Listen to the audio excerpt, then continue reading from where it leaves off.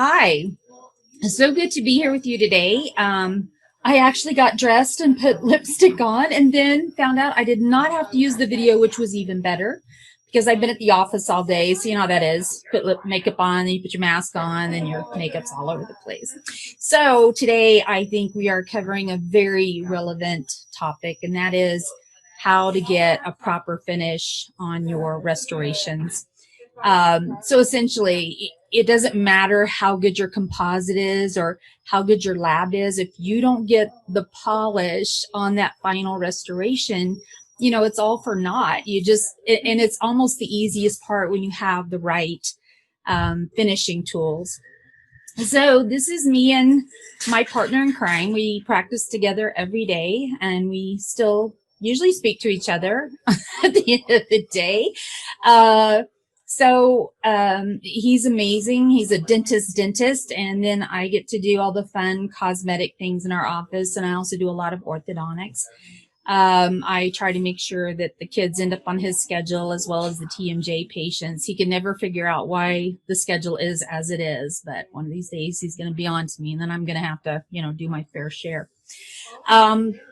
But anyway, let's move on. I've not altered my images to misrepresent the treatment outcomes. There's a couple of like Burr pictures that I did some photoshopping on just to make the background a little bit more exciting, but my photoshopping skills are pretty basic, so I'm sure you'll be able to spot that right off the bat.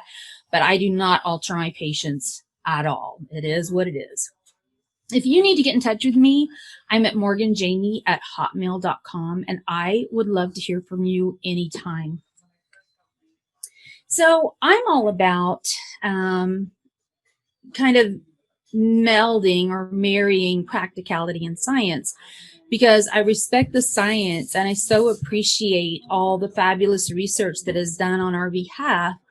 And at the same time, when you're a small business owner and you have patients to satisfy, you have to find the right pathway so that the science supports what you do as well. So there are some things that behave very well in a lab situation, but in reality, it's not always the best thing for us to do. But I will say this, and I tell this to people who are in academia because I have the utmost respect for them, and that is my reputation depends on those restorations. My reputation in my business depends on whether or not they're long lasting and whether they're comfortable. So I can't ignore the science. And at the same time, we also want to look at the business side of things as well. So my husband and I came up with the Jamstand Dental Cosmetic Pyramid several years ago, and it was designed so that we wouldn't forget the small details that make a huge difference in the end. Because if you lose sight of the big picture, then sometimes you can spend a lot of time doing something and it doesn't give you what you were looking for, and it doesn't give the patient what they were looking for either. So it was designed so that we could avoid problems like this. Because what we see in the upper left-hand corner is a young patient who had congenitally missing laterals, and she had implants placed. Her parents were very supportive and very fabulous on this aspect. And then they were restored. But when you look at the gingival contour, you can see it's kind of all over the place. So even though thousands of dollars were invested in this case, the patient knows there's something amiss.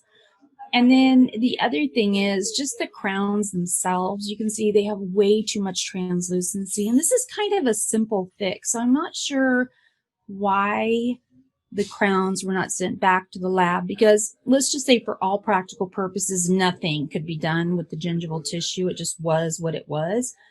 But the crowns themselves could have looked a lot better, don't you think? So just little things like that. And then our patient in the center, upper center, who came in for porcelain veneers, the issue there is that she has a very traumatic occlusion. And because we do orthodontics here, we could talk to her about doing some short-term orthodontics that we could establish an overjet so that we could provide a nice, healthy, long-lasting smile for her. And then just some of the others. I'm going to show you the one on the middle, lower middle here in just a second. There it is right there.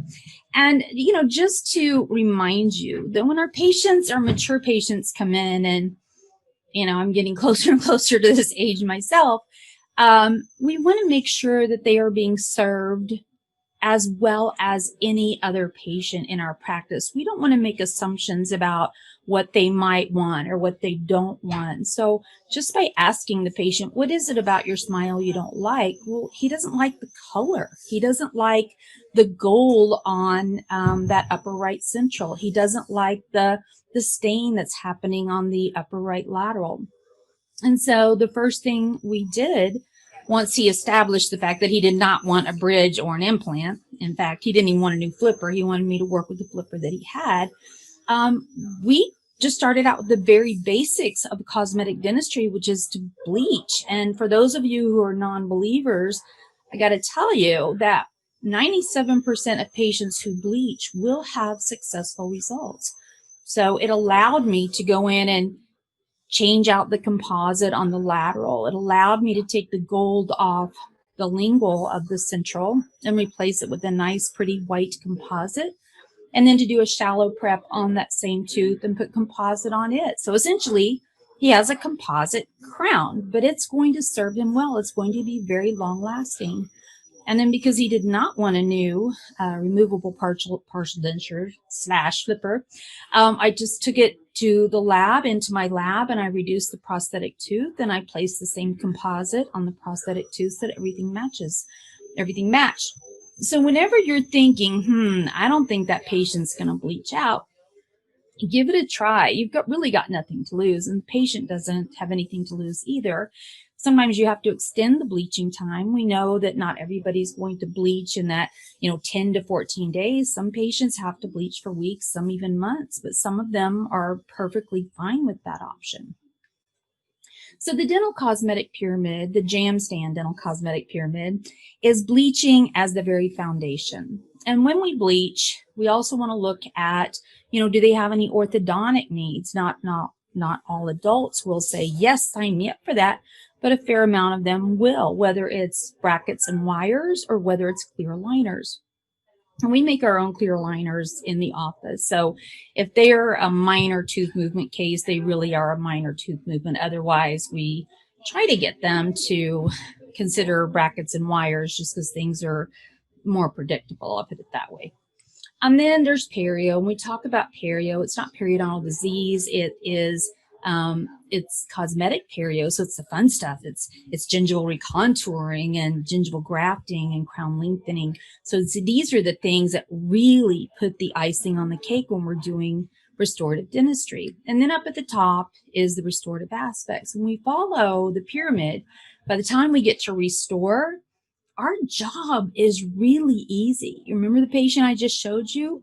Can you imagine? Hold on. Let me just go back to remind you. Can you imagine if I had to match all that deep, dark, embedded stain with my composite, or if we decided to go with porcelain, how difficult that would be. But once you take the stain out of the equation, your job is super, super easy, and the patients are happy. I haven't had a patient yet that was unhappy when we bleached their teeth first and then matched the new restorations to the stain-free teeth. Now, here's a fun case, and we're getting to the polishing part here, see, because I know you're thinking, when is she going to start talking about polishing? We're getting there right now. So this is just a lovely, lovely girl. She was Miss Utah teen, and then, 2 or 3 years after that, she was Miss Utah, and just a brilliant, brilliant girl, just so, so smart. So she's got the whole package there. Well, she has a very attractive smile. I always thought it was pretty. Her dad is an orthodontist. He had done her orthodontics when she was a younger teenager. And then once she won Miss Teen Utah, the pageant people started giving him a little bit of grief because she had some asymmetry. And I thought it was so interesting that the pageant people were that aware of symmetry in a smile, because it is incredibly important, but it's something more that the professional would pick up more so than just your lay person. They might think, pretty girl, but something's off. and not really hone in on the fact that she has a lateral on the right side that is too slender, it's too demure. So I asked her dad if he could create some space for me, and then I could add some width to the tooth. He asked me if I'd be using porcelain. I was like, no, I'd really rather use composite because it's easier for me to match the adjacent teeth with composite than it is with porcelain. And so if you look at the right lateral, you can see that, yes, it is small. And if you look at the left lateral, you can see it's a little on the small side too. So once I got going on number 7, then I realized, you know what, it would make the smile look a lot better if we went ahead and kind of jazzed up number 10 as well. So his initial plan was to use a Holly retainer and create some space by pushing number 7 out towards the facial just a tad, and that'll create some space. And then I suppose, you know, probably a little patient non-compliance, not that it was her fault, because she had personal appearances to make, and sometimes it's hard to remember to put the Holly back in your mouth once you take it out. So she came to my office and she had these 2 orthodontic separators, one on the mesial, one on the distal of our offending tooth. And so when I saw her, I was like, oh my gosh, that's like one of the most brilliant things I've ever seen. And if you've ever seen me lecture, I almost always show this case because it made such a difference in our practice, something so simple. And yet all the time we get patients that come in and they have that slender tooth, either on one side or both sides.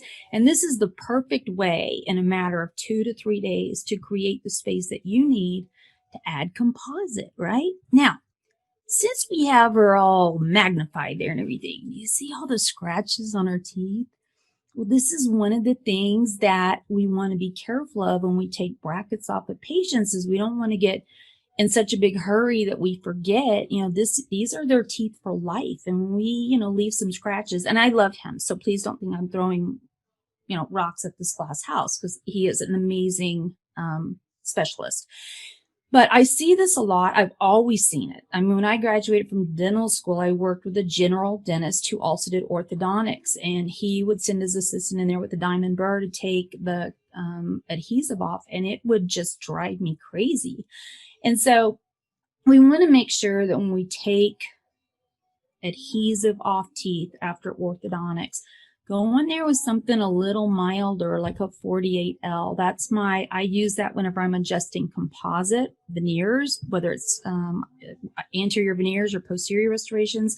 I love that little burr. It's not as aggressive as, say, an ET burr. You're in much more control, and it's not, it's very, if you want to cut enamel, it's because you're really leaning on it. So it's a very good kind of non-aggressive burr, but it also gets the job done. And then once I get to where I just see that final kind of paper thin layer of the bracket adhesive, then I can switch over to a polisher, just a nice 2-step composite polishing system, which we're going to talk about one of those systems here in just a moment. And sometimes we think, oh, if it's just 2 pieces of equipment, can't possibly do the job because I've been using this big giant kit that includes discs and points and wheels and paste. And, you know, just because there's more to a system does not make it more efficient. And I'm going to show you how to test your system, because we're all in this together. Dentistry's hard enough without having to add extra steps where they're not needed. And there's some very simple ways to test your polishing system so that you can use that system with confidence and know that you don't need all the extra steps. I haven't used polishing paste in years, and I was one of those that when I lectured, I said, oh, you must always finish with polishing paste. That's like the law. And a very experienced dentist came up to me at the end of my lecture. He's like, you know, I just don't buy that. I'm like, but everybody says it. You must use polishing paste. And he goes, well, I don't believe it. And so I said, well, I'll tell you what, I've got a microscope in my office. I'll go back to my office and I'll do some polishing on these little polishing blocks that I make. And I'll send you some pictures. I'll prove it to you. I was very certain that I was right. So I'm going to send you those pictures. And so what happened was, when I got back to the office, I made sure that I had the best polishing paste on the market. I had several. And so I polished one side. I polished both sides of my polishing sample, my composite sample the same. But on one half of it, I went in there and finished it with polishing paste. And so the carrier in the polishing paste immediately made it super shiny. So I was like, I knew I was right. So I was going to go take a picture of it with the microscope. And I went over there and I rinsed the paste off first, of course. And by the time I got to the microscope, the composite sample had dried, and I could see that I really had a more matte finish than the side that I didn't use the polishing paste. So I said, oh, that must be the wrong polishing paste. So I tried every high-end polishing paste that you can imagine, trying to prove my point.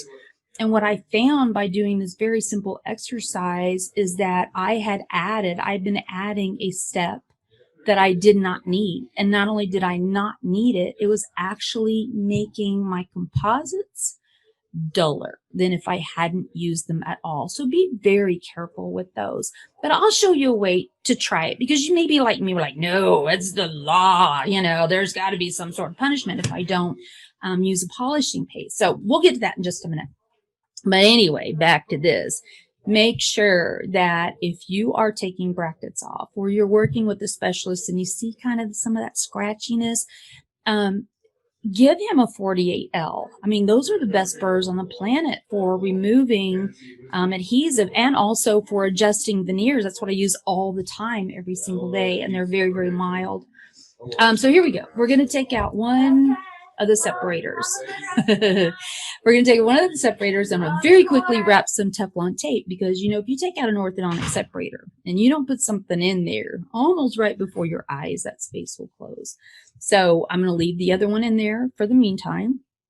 And I'm going to etch. I'm going to place my bonding agent. I'm going to get some composite into that tiny little space that we just discovered by removing that separator. And we're going to light cure. And once I light cure, that becomes the retainer pretty much. That tooth really can't move. Now, it's not bonded to the adjacent tooth. It's just that we added the width, so there's no place for it to go. And then I'll go and take out the other separator, and you just do that with a little explorer. Just grab it and pull it out. And what the separator also does, it helps us, is pushes the papilla out of the way. So when you pull that out, you have kind of this blood-free, dry area where you can see the contour of the tooth, so that you're not leaving any ledges behind. So bonus there, right? So then we put Teflon tape between the premolar or between the canine and the lateral, and we do the same thing, and then we marry the two surfaces. And then when we're done, we want to make sure we get that high shine, because you can do some amazing dentistry, but if you don't get the shine, it's always going to look like a restoration, right? So we want to make sure that we get the polish that we need. Otherwise, it's not going to match the adjacent teeth. So when you look at the laterals, because you can see I added to number 7 or number 10 as well, they're the same polish, the same texture, the same shade. And that's one of the reasons I love composites so much more. I prefer to do composites anytime I can get away with it, because I don't look at them as the second choice of restoratives. If a patient comes in and says, I want porcelain veneers, we're going to sit down and talk about, well, why do you want porcelain veneers? And we're going to look at the case and decide if that is the best thing for the patient. But I always want to educate them about what their options are, because if we don't have to cut the teeth, everybody's happier. And again, with composite, I can always go in there and make adjustments. So if something's too long, or it's too translucent, or it's not translucent enough, we can go in there and make those changes at the patient's will, pretty much. So I always want to make sure that we get the right polish. Otherwise, it just, we've wasted our time. And I think that this is the patient that really brought home how important symmetry really is. Because like I said, she's a beautiful girl. She has a beautiful smile. Before we did anything, her smile is very pretty. But once we added to those laterals so that they were symmetric, look at what a huge difference it made in just even her facial appearance. It's huge. And what does it take? Minutes. I mean, it doesn't take any time at all to do restorations like this.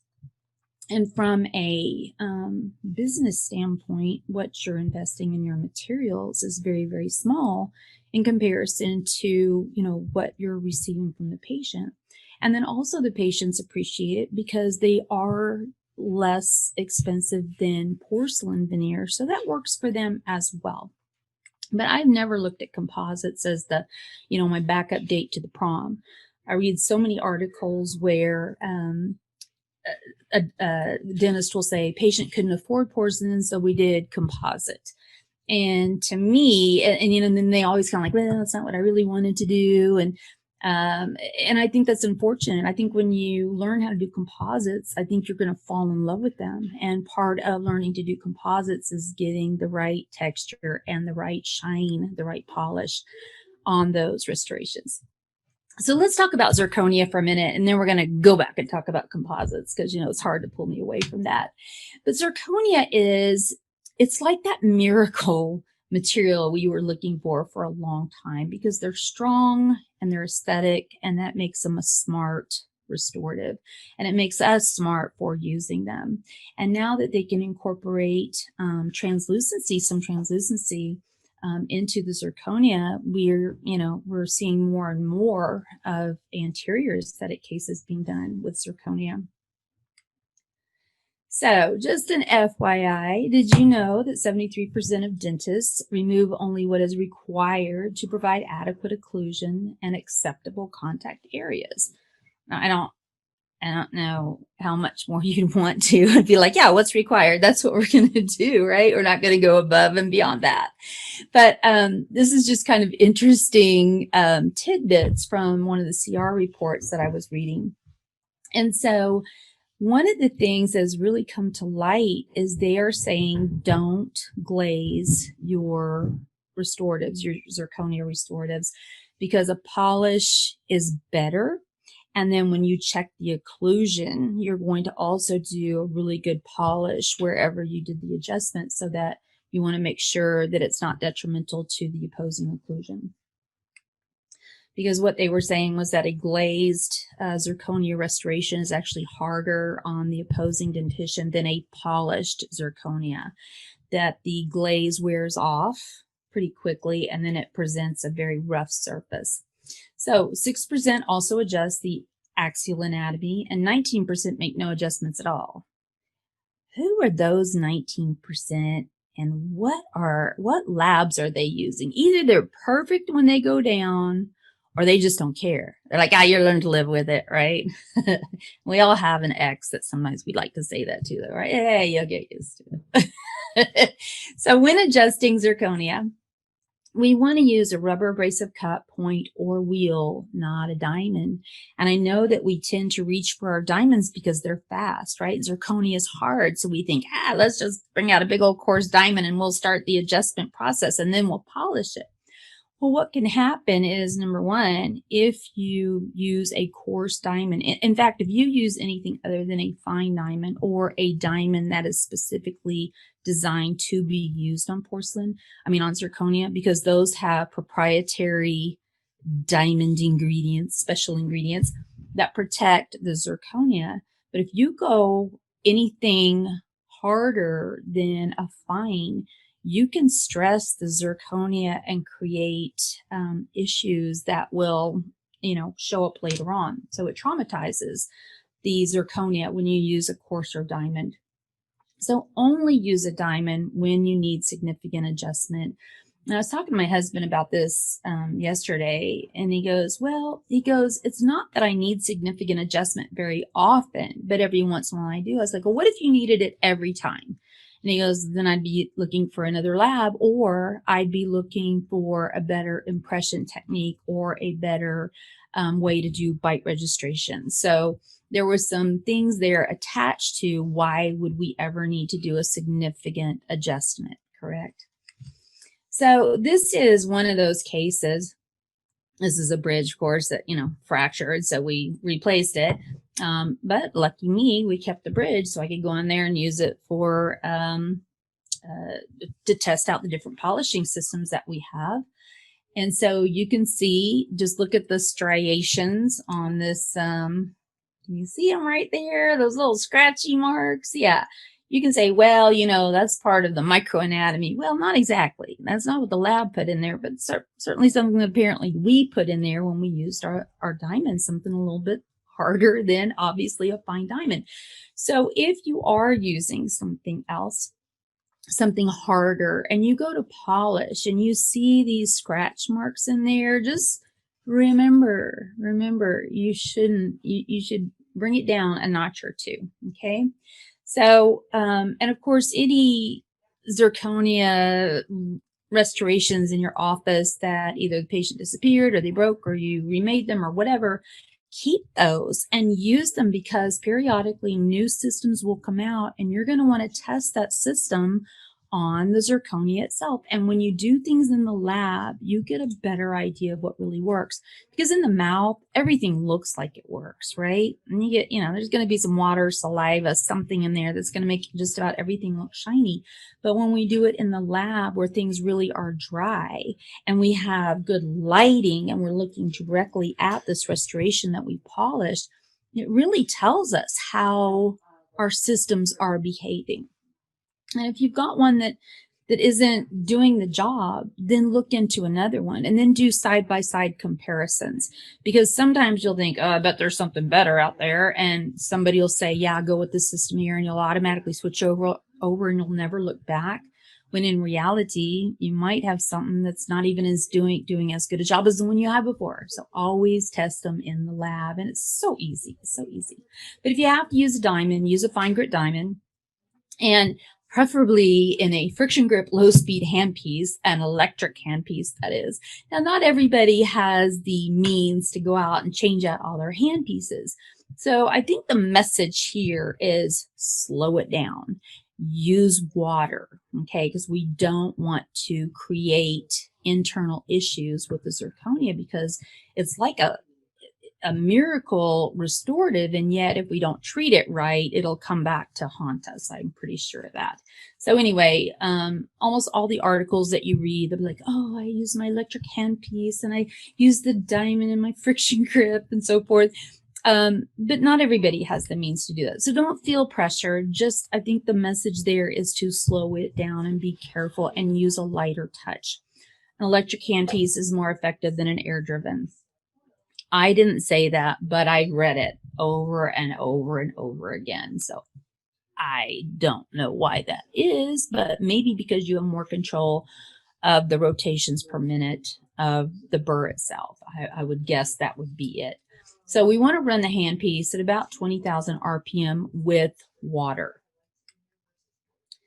A high-speed handpiece may generate excessive heat and damage zirconia. So that came back to, why do we need an electric handpiece? And it's just a matter of, we don't want to overheat the zirconia. So slow it down, use water, use air. So also use the rubber abrasives in the proper order. There are no shortcuts. Now, you'll find some systems that have multiple polishing points, wheels, or cups in there. And so sometimes I'm like, yeah, do I really need that one right there? Again, once you test them and you see what you get for your effort, that's going to kind of let you know which ones, if any, that you can skip, because more doesn't make it more effective, doesn't make it a better polish. An electric handpiece at 10 to 15,000 RPMs. I know the last one just said up to 20,000. But when you're using your abrasives, you want it to be about 10 to 15,000 and use a light touch with those. See, use a light touch. I didn't even need the prompt. It was there. And each step takes about 30 seconds. If you're having to spend more time than that, then it is possible that maybe if you were using a diamond, you were just leaning into it a little bit too much. Or maybe you're using a blue striper instead of a red striper, right? You know how that goes. I know when it says a medium grit burr, diamond burr, I'm always thinking, yeah, that'll work. And then I'm like, oh my gosh, how am I going to get these scratches out of my composite veneer? So I've learned to look for the stripes. And if it's a blue striper, just, you want to be very, very careful with that.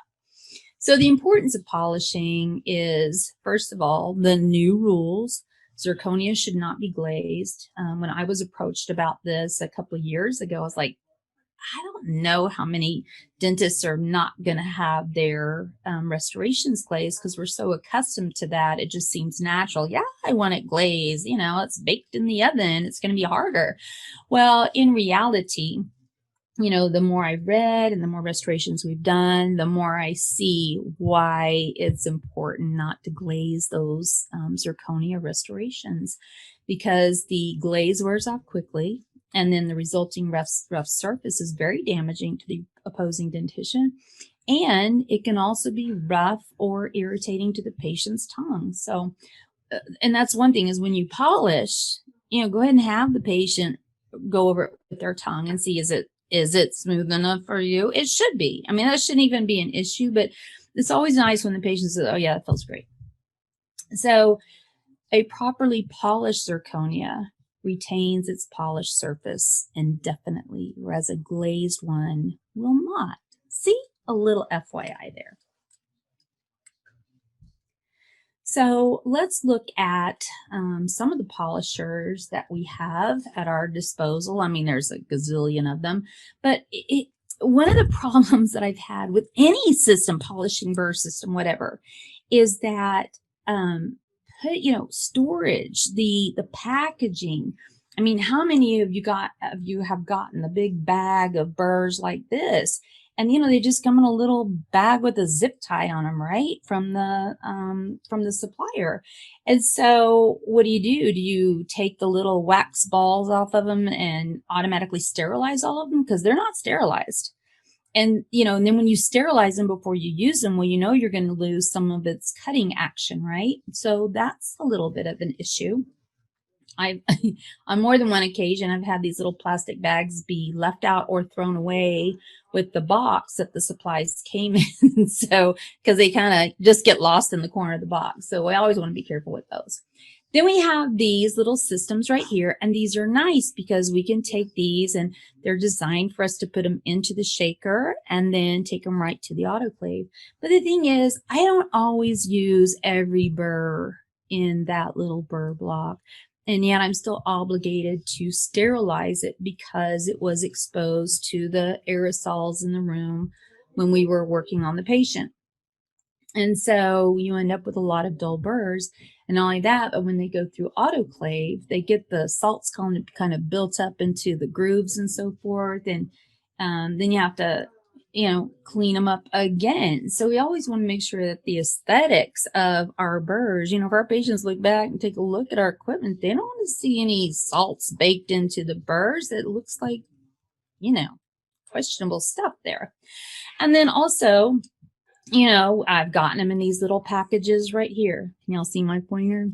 Anyway, I've gotten them in these little packages right here. And so again, these are not sterile packages. So do we take it out? Do we sterilize it and then put it on the tray to be used? And then of course we have the packaging right here, which is a very stiff plastic. So just to get these out is quite a trick. Here's a way to package things. This is a very popular system here. These are disposable. I do not believe they come sterilized, and you cannot sterilize them because of the plastic stem. So there again, you know, we're just kind of looking at things differently. I know from a reality standpoint, people don't tend to get sick from being at the dental office, but now it's a whole different story. Am I right? You know, it used to be the dentist, we had to protect ourselves against tuberculosis, you know, so the whole thing is, well, if somebody has a juicy cough, don't treat them, right? Because once we figured out that HIV, unless we just injected ourselves with a large amount of blood, we were probably not going to have that issue. And then when the hepatitis B vaccines came out, you know, because that was a major issue, and we were pretty safe against that as well. But now we have COVID. So now we're back to, we better make sure everything is spick and span. And before it goes into the patient's mouth, it needs to be sterilized. So, ta-da, I know you're waiting for me to get to this point, right? Because this is not supposed to be an infomercial, but this is information that we can all use because these burrs come packaged. These are one-time use. They are packaged so that we can identify them open them when we need them, and then throw them away when we're done. One of the things I love about the packaging is that it tells me what each one is for. I don't have to remember, oh, the darkest one is step 1. Oh, I'm sorry, it was the darkest one, step 2. Because that's always what happens is once my porcelain polishers and my composite polishers go into the autoclave, sometimes they don't get put back into the burr block in the correct order. So then it's like, oh shoot, which one is step 1? But look at this. It's so nicely labeled for us. Step 1, step 2. Step 1, step 2. So that makes it super easy. And then again, these are one-time use, so use them and then toss them away. And what we do here is we make sure the patient knows that we are opening these just before we use them on them so that they understand we are making sure that we're doing everything we possibly can to ensure their health. So here's a little video. I just made it, so we'll see how it goes. But I just wanted to show you how this works. I think my people at the front desk are getting a little rowdy out there. Okay, so this is the polisher from NeoCopy. So this is made for zirconia. They have a classification of burrs called Z class. So unfortunately, I cannot turn the light off this cool little handpiece. It's not what I use in the operatories, but it's nice to have when, you know, I'm doing lab work or doing coursework, that sort of thing. This is, you have good control on the RPM. So we're going to keep this at about, 10 to 15, no more than 20. We're just going over it. You can see the dust that's coming off there. So some of the zirconia is being removed. Okay, now look. Step 1, it tells me.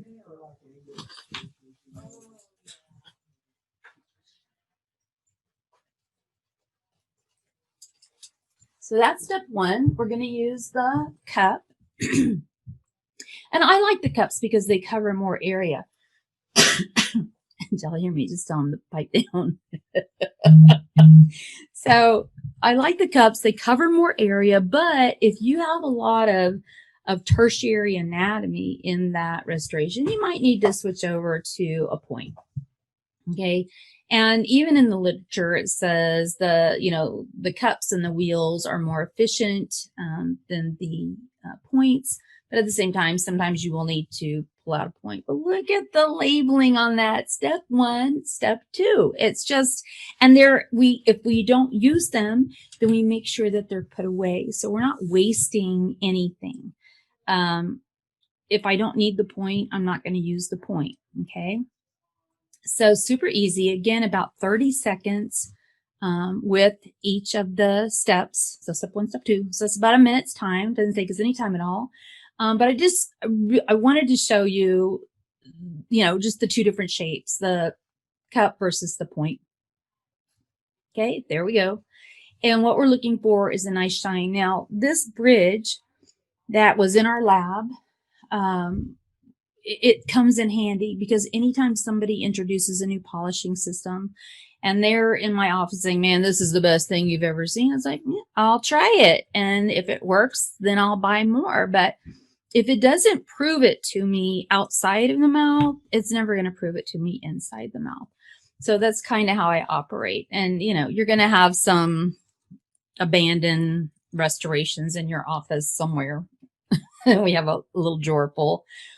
And so here we go. Again, just 30 seconds per instrument. I generally don't have to use the points. Like I said, sometimes I do.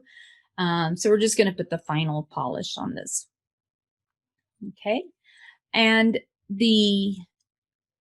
when you polish, if you still see those little scratches in your zirconia, then you've just leaned on that diamond. If you used a diamond a little too much. If you don't use a diamond, you generally do not have to worry about scratches. I mean, these instruments are not going to put scratches into your zirconia.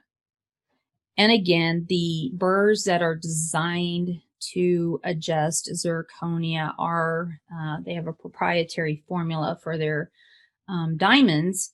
And so a lot of times it's hard to get information on them, but you know, they are specially designed. But again, I wouldn't take anybody's word for anything. Try it out yourself. Know for a fact. And doctors, if you don't have the time to do this, you know, you have some very talented people in your office who would love to do a little test for you. They don't have to film it, but you know, and sometimes filming, you can't always get the right reflection because the light's not exactly right. But I think you can see right there, we got a pretty nice shine on that. Am I right? And that's just with two polishing instruments. So I like to get the most done with the least amount of investment in time and materials. So if I can get it done in 2 steps, then that's what I'm going to do. If somebody shows me there's a polishing system that has 10 steps and it's going to really take it over the top, I'll use it. I don't have a problem with that. So let's talk about polishing composites a little bit. So I sponsor, I don't know, 7 or 8 states for the Miss USA pageant. And so I get these adorable girls ready for the national. So the Miss Teen USA and the Miss USA. And so they come in from Wyoming and Montana and Washington, Oregon, Colorado, and of course, Utah. I feel like I've missed somebody in there. But let me just show you a little thing about composites because they're so amazing and they're so conservative. So this is my sweet Miss Idaho. This is Clara. She had a very high dental IQ. She was going to hygiene school at the time. So, you know, she knew a lot. And so she said, I'm concerned because my centrals are just so prominent. I don't know what we can do to balance them out.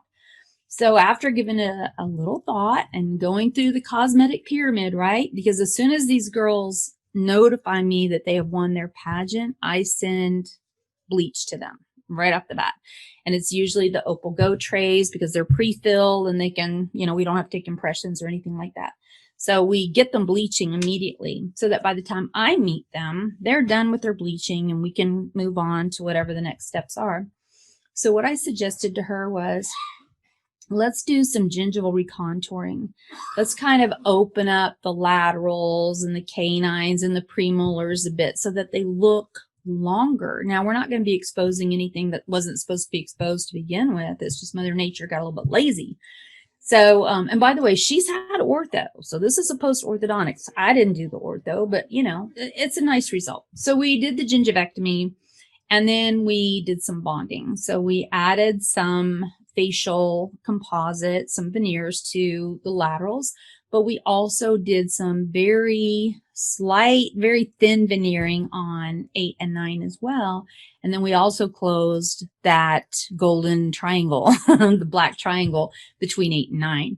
Now, the other thing that I did was when I did the gingival recontouring, I also went ahead and remove this red tag of tissue right here. So, you know, as long as things are getting cut, you might as well go in there and remove that because that's an aesthetic challenge, right? So just little things like that. And the fact that you can do this, I mean, you could do it in one appointment if you want to. I used to do a lot of that sort of thing. We're like, yeah, come on down. I'll work on you all day and we'll send you back. And I just got to the point where it was like, you know what? I don't want to do gingival recontouring and bonding in the same day because even though I have this lovely little diode laser and it's great at cauterizing, it's still a struggle. So, you know, yes, I get it. Do your gingivectomy and prep for your veneers in the same day, but I'm just not that big of a hurry. I'd rather enjoy it and not worry about it and do my gingivectomy on one day and bring them back, you know, 3 weeks later and we can do the bonding. That's my favorite way. Although, in a pinch, I can do it all. But I will also confess that when I do that, I use EpiCord. So don't be mad at me, but I use it and it works like a charm and it dries up everything from blood, circular fluid, saliva, whatever touches it, it's dry. So this is my tackle box. This is kind of my favorite shades of composite. That opaque snow up here, this is my all-time favorite. A shade that's, oh, there it is. This opaque white in this particular system is becoming more and more popular. Opaque snow used to be just kind of a background, a lingual composite shade because it was so white. And now people are bleaching so much, opaque snow matches like a charm. So now they're like, okay, how can I be whiter than that? And in that case, we go to opaque white. So this is my composite setup pretty much. The only thing is that now I always keep two guns on the tray so that we're not having to wait when I use up one for her to take the used up cartridge out and put in a new one. So we always have two guns that we can use. And then this right here, this articulating paper is not to check the occlusion, it's to check the microanatomy and the natural tooth as well as the veneers that we're doing or the restorations that we're doing. So you'll see that in just a minute. But again, it's so important that when you're planning out your cases, that once you get the hard work done, which to me, none of it's really that hard. But once you get, the veneers done, just go in there and dress it up. And that means polish, polish, polish, whatever it takes. I know when I first started doing composites, I was introduced to a system that had microfills and microhybrids in it, and they had the tinted resins that went in between and so forth to create the illusion of translucency. And I hated it. It was so hard. It was just so hard and was very unpredictable. So then when the new system started coming out in the mid 90s, kind of the third quarter of the 90s, I'll put it that way, the microhybrids were amazing because you had really translucent shades. So it made our job so much easier. That's when I started doing composites, when we got materials that made it easier and more predictable to do. But these are some of the polishing instruments that I use. So the nice thing is, and I've been using the NeoCopy burrs for a long time. I just didn't know that it was its own company. So Celine.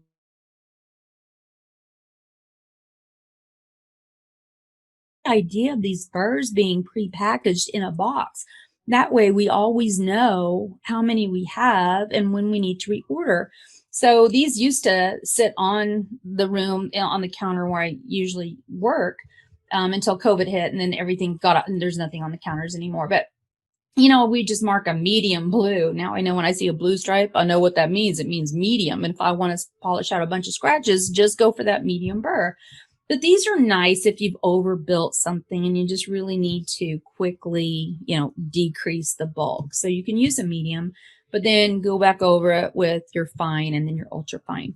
But what I loved about these is that we had these super tiny, what we call the mosquito burrs that we use around the gingival margin. And then they have their slightly longer sister burr, just that long flame shaped diamond.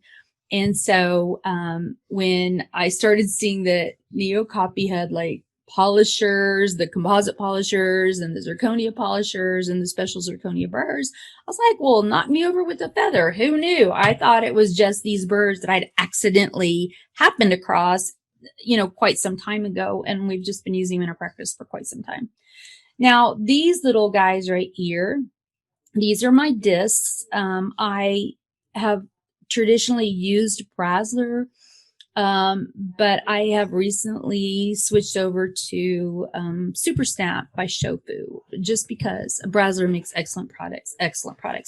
But I can get the Super Snaps like by tomorrow if I need to from my supplier. And sometimes with Brasseler, it takes a little bit longer. Now you'll find some that are cheaper, but they're not going to work as well because I also made that mistake. Like, hey, I can get these for $7. And yeah, they didn't cut anything. Now of the system, Brasseler or Shofu's, I only use the most abrasive. I do not use a sequence of polishing discs to put a polish on one of my restorations because you have no microanatomy when you're done, and they do a great job. Probably nothing will polish better than a disc, but to me, it's if I were just polishing like a flat polishing block, that's great. But with a veneer that has some nuances to it to make it look like a tooth, I generally just use the most abrasive, and it's just to adjust the length, okay? The length, and sometimes to open up the incisal embrasures. All right, and then I have all my cool little burrs that are pre-packaged. So if I need something, if I need that long tapered diamond, I use it. If I don't, we don't, and it doesn't go back into autoclave because they're already sterilized. And then these little gizmos right here, these are the Epitech strips from GC America. Love them. I just love them. They just, you pull them off the spool and off you go. So let's look at how to test our composite polishing systems. Okay. So this is so simple. Whatever composite you're using in your office. And this is important too, because anytime I get a new composite that comes through here, we always make these polishing blocks. Number one, I'll do several of them to see about the translucency, how it handles, how it works with my curing light, also very, very important. And then we always test the polishers on it. And I will compare it to the systems that I have loved in the past. And if it can't do better than what I've used, then there's really no reason for me to switch over, because we'll get a lot of promises from the reps. And yes, that's their job, but I don't think they are ill-intentioned. I think they're just repeating what they've been told. So they don't really know how they're going to behave. So this is what I do. I'm like, yes, I would love to try that. Give me one syringe of that. And then this is the first thing that I do. I go to the lab, we make these little polishing blocks, and then we polish them. So I'm using the microcopy polisher, step 1, step 2. And then on the other side, I'm going to use a very popular polishing system. And again, I am not here to hurt anybody's feelings or make anybody mad, but I've heard so many lecturers hang their hat on this system, and it baffles the mind. How hard is it to go in there and test it in the lab? It is so easy. And why would you stake your reputation on something that looks great in the mouth, but when you actually do a side-by-side comparison, you will be terribly disappointed.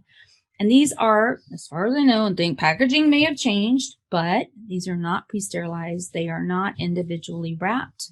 And again, maybe things have changed, but you know, once 25 people tell you this is the best thing on the planet, and then you go to test it and you realize it's not, it's hard to go back and, you know, revisit it. It's like, there's got to be something better than that. And there are better things. So don't take my word for it. Don't take anybody's word for it, because your reputation is at stake. So if your polishers are not working for you, who's it going to hurt? You. It's going to hurt you. So we always want to make sure that we just do these quick little tests. Look how easy this is. So easy. And this is how I learned about the polishing paste. Remember the dentist who said, I'm not buying it. I was like, oh no, they work. They really work. And this was like 20 years ago, 25 years ago, I started doing this. And it was all because that dentist wanted me to prove to him that the polishing paste were the best thing to use. Now look at that. See how easy it is to test your polishers? And if you're using a big system where they swear by it, put it to the test. Compare it against some of these other systems, especially this little 2-part system. It just doesn't get any easier than that. So let me show you a real quick case, because we want to save some time for questions. I'm sure you have a jillion questions, right? This is just a fun little case. She's got the peg laterals. I love showing this case simply because it's before people started bleaching, before they glowed in the dark. So I got to be a little bit more artsy with it. Whereas today people bleach so much, it's just opaque snow and we're done. And they look beautiful. I mean, they look absolutely beautiful, and it's so simple. So we placed our composite. This is the Shofu Super Snap that I was telling you about. And notice how the mandrel doesn't come through the top. I love that about this disc system. And the Brasseler is the same. It has a mandrel that does not come through the polishing disc. So you can see how the composite is picking up the black. The black is reflecting on the composite. And so that was kind of new to me at the time, because we didn't really see that before. Now we have these cool composites that have all these beautiful optical dimensions and optical properties. So I'll use it, and this is a safe side. You can get it double-sided, but I like mine safe-sided so that I don't accidentally adjust the veneer right next to it, okay? And then I can also flip it up, and I can use it to adjust my embrasures as well. So that's pretty nice. And if I've overbulked a tooth, you know, just take it down really fast with a disc. This flame-shaped diamond has been replaced with one of those sleeker, more sophisticated flame-shaped diamonds from Microcopy. At the time, this is kind of, you know, what I had. And then as I took more courses and did more composites and realized that was a bit bulky for what I was trying to do there. Then I switched over to something else. And so if you look over here, we have the fine, and over here we have the mosquito burrs, these tiny, tiny little burrs that are so dainty that they don't traumatize the tissue, which is really nice. We have the fine and we have the ultra fine in that as well, but really good for cleaning out around the gingival margin. And then this is the 48L. Now the microcopy is gold. I just want you to know that. And what's nice about that is that as you use it, because I know they're one-time use, but on the 48Ls, I tend to autoclave them and keep them handy because sometimes I don't want that super sharp burr. Sometimes I want something that's a little bit duller. And so the gold, you'll notice, will start to come off, and it's kind of a good indicator as to, that burr is really getting a little bit on the dull side. So it'll tell you if you want to use a dull burr, there's your burr to use. But if you want a sharp burr, get rid of that one and open up a new package. But these are so nice because they're very user friendly. We want to separate with a serrated strip. I love these long ones. I feel more confident with them. And then this is a Vision Flex strip, only the ultra fine, or you'll open up a contact. And then I go through the Epitex series of strips. So just like that. And these are safe sided as well. And then the articulating paper, I just want to show you this before we go into question and answers. I use the articulating paper when I'm doing like 2 laterals, but I'm not doing the canines or the centrals. And I want my microanatomy to match the natural teeth, because if it doesn't, then it's going to look like a shade mismatch. So if you'll take that articulating paper, and it's real waxy, it's called Meinol, and you just take your thumb and you take that tape and you just rub it across those teeth, it'll show you the microanatomy of the natural teeth, and then it will also show you where you're lacking, where you need to add on your restorations, that you get that same scattering of light. Some patients have super smooth teeth. Others, like her, she's got all these cute little defects that I need to put into my restorations, or it will look like a shade mismatch. And it took me a long time to figure out what the problem was, I can tell you. But before you go into your polishing sequence, always make sure that you wipe the red or the blue off, whatever side you're using. And then usually what I'll do is use the mosquito burrs if I need to add some imbrication lines or some little pits or whatever. And then the 48Ls are also excellent for adding some nice subtle anatomy as well, microanatomy, and then go in there with your polishers that we were just discussing. So on that note, it's 5:59. And if you have any questions, I would love to answer them for you. So, oh, she was a doll. She was Miss Colorado a few years ago, 2013, and we loved working with her. She went into full orthodontics after she won the Miss Colorado, getting ready for the Miss USA. Now that's commitment. So let me get a question and answer here. My host has been the best, by the way, because these things make me nervous. I'm not super techie, and he just walked me through it. He said, I'm here if you need me. So what polishing paste brand do you suggest using on cosmetic dental work to help prevent scratches? There is, since I don't use them anymore, there's some really high-end ones. Dentsply has one, Cosmedent has one that they're very well known for. But whatever you get, first of all, make sure you're not investing a whole lot of money before you get to try it out. So if you happen to be at a lecture or something and you can maybe use it there, bring your little polishing block with you and test it out, that would be the ideal thing to do. Because if you purchase something and then you find out that it doesn't work for you, well, that's money down the drain, and dentistry is expensive for us. Our overhead is so high. I'm always trying to make sure that I'm not the victim of my stars in my eyes because there's a shiny new product out there.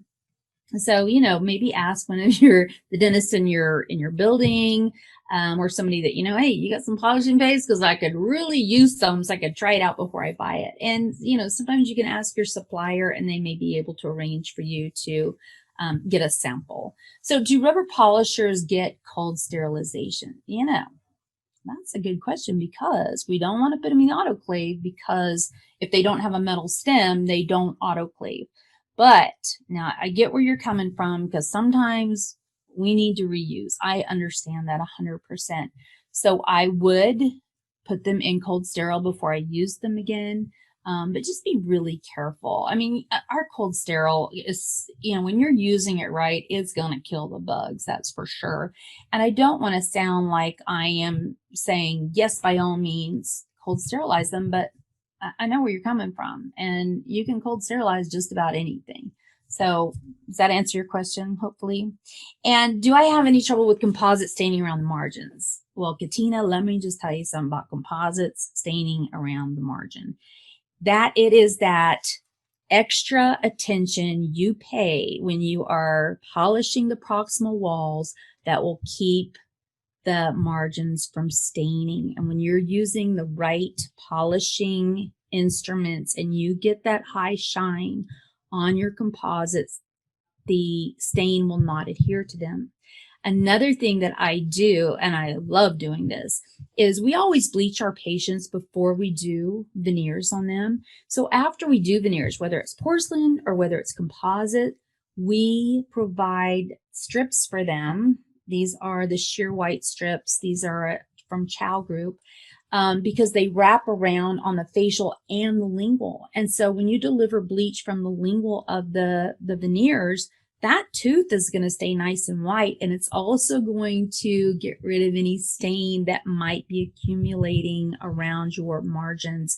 And so as long as you bleach first, I encourage my patients to bleach after we place their veneers, whether it's porcelain or composite.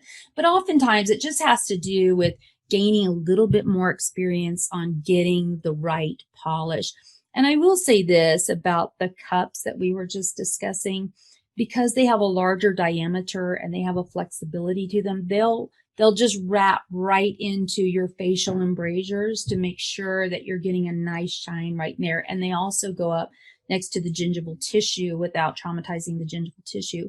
But if you have patients that come back and they're having staining, more than likely it has to do with, you just need to do a little bit more polishing.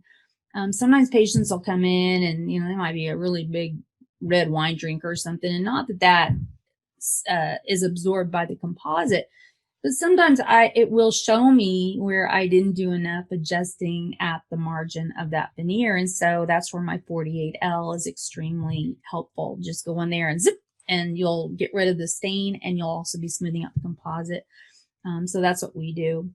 And then the next question is, have you experienced intrusion or extrusion on the laterals when using those rubber spacers? That is an excellent question, because when there is force like that and there's no wire involved, which there's not, it could go either way, right? Because it wants to follow the path of least resistance. However, when teeth are moved to the facial, it creates space. And when teeth move to the lingual, it closes spaces. So you can pretty much bet on the fact that those teeth are going to go in a facial direction, and there is no intrusion or extrusion. It's all, it's either going to be lingual or buccal movement, but I've never seen extrusion or intrusion using those little separators. So, my darlings, thank you so much for joining me. I would love to hear from you anytime, and I hope that we get to meet in person someday soon, right? Like I said, I put lipstick on for you today. So, I hope you have an excellent evening, and thank you so much.